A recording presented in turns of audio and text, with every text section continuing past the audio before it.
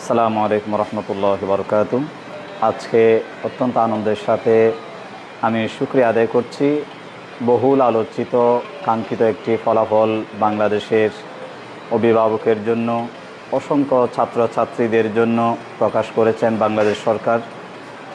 এই ধারাবাহিকতায় রাউজান উপজেলা দক্ষিণের মধ্যেও তাহরিয়া সুন্নিয়া দাখিল মাদ্রাসা নামের একটা প্রতিষ্ঠান আঞ্জুমানে রহমানিয়া আহমদিয়া সুন্নিয়া ট্রাস্টের অধীনে পরিচালিত হচ্ছে।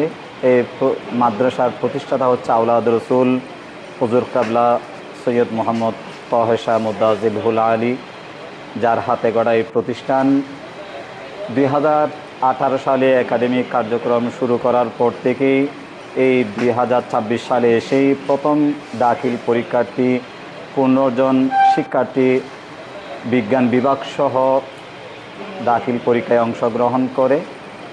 আমাদের এই দাখিল পরীক্ষার্থীদের মধ্যে আলহামদুলিল্লাহ আপনাদের শুকরিয়া আদায় করছি। আমাদের ছাত্রছাত্রীরা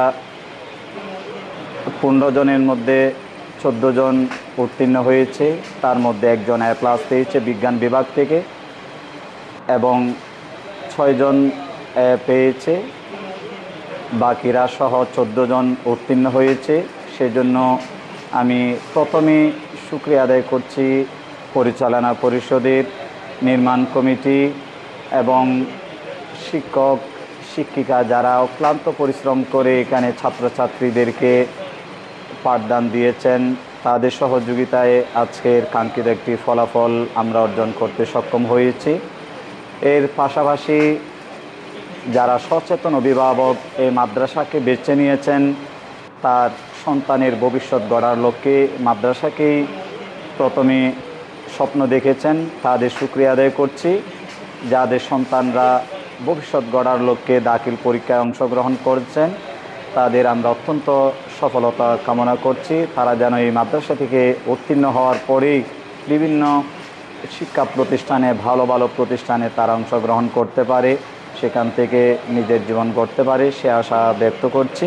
এই প্রতিষ্ঠানে প্রথম যখন টেস্ট পরীক্ষা আরম্ভ হয়, পরিচালনা পরিষদ এমন দক্ষতার সাথে পরীক্ষার্থীদেরকে অনুমতি প্রদান করেছেন, যে সমস্ত পরীক্ষার্থীরা যারা অংশগ্রহণ করেছেন তাদের মধ্যে যাদের রেজাল্ট খারাপ হয় তাদেরকে বোর্ড পরীক্ষার জন্য কোনো ধরনের অনুমতি দেওয়া হয় না।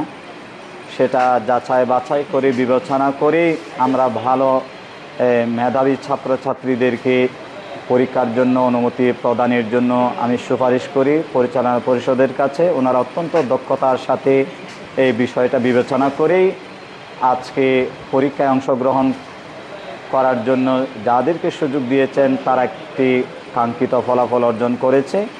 ভাগ্যক্রমে একজন বিজ্ঞানের একজন ছাত্রী একটা বিষয় ফিজিক্স পদার্থবিজ্ঞানে খারাপ করেছে, শুধুমাত্র একটি নাম্বার কম পাওয়ার কারণে। সেটার জন্য আমরা পুনর্নিরীক্ষণের জন্য আবেদন করব ইনশাল্লাহ, সেটাও আশা রাখতে পারি। ওই ছাত্রীও আমাদের আশা, আমাদের একটা আত্মবিশ্বাস আছে, তিনিও আশা করি ভালো একটা রেজাল্ট পাবে, সে আশা আমরা ব্যক্ত করছি। সর্বোপরি আমি সকলের কৃতজ্ঞতা প্রকাশ করছি।